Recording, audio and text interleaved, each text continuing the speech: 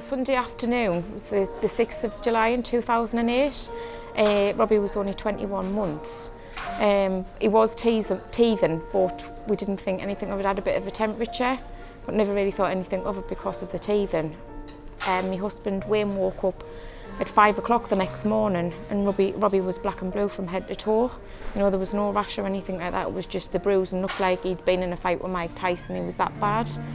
We rang an ambulance. They did the glass tumbler test, and he'd said, we've got to get him in the ambulance. And he said, I'm going to need to give him like some antibiotics. And he said, if it's what I think it is, it'll help him. If it's not, it won't do him any harm. That was when they told us it was meningitis. And I mean, the initial shock, I mean, it was just absolutely devastating. And they did actually say that he was fighting for his life. And what they'd had to do to get the drugs into him, they'd actually had to do like a lumbar puncture into his right knee. He only had, they couldn't even give him 5% chance of survival. Because of the amount of like drugs and fluids and stuff like that they were having to pump into him, his body had like doubled in size.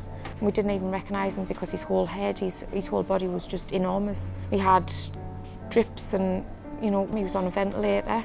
He was also on kidney dialysis, and they told us to come and sit with him because he was dying. So we had to like call the family together. But then how he's done it, we don't know, but he's obviously got the heart of a lion, because I mean he fought through it, but then he deteriorated again really badly, and they had to take him down to for like surgery, and they said, you know, we'll only be gone a couple of hours. And when they did take him, he was gone for 7.5 hours, and they'd had to amputate Robbie's right leg above the knee, his left leg below the knee, and fingertips on both hands.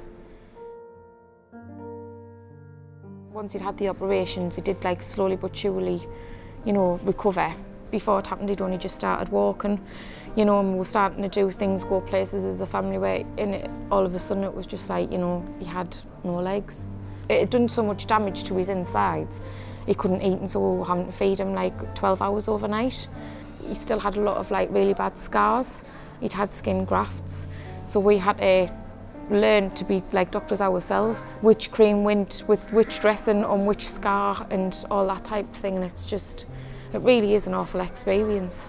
It's like, you know, it wrecks your life, but then you've got to find a way of picking up and getting on with it, and that's why we do as much as we can for him and get him everywhere to hopefully try and stop it happening again, and to other families. He's doing so well, and I mean, everybody says he's an inspiration, which obviously he is going to be to us. He's fit and healthy in himself, and then, you know, once he started to get used to his limbs, you know, he's walking, and I mean, he's just been getting the knee joint in now, so he's had to start all that, which was hard all over again, because it's him learning to walk all over again. But, you know, he's managed to do that, and I mean, he's just coming on so well. He always finds a way of getting around it. You know, he's like really, really determined, which I say, it's what we're so proud of him for, because he'll not let anything stop him, really.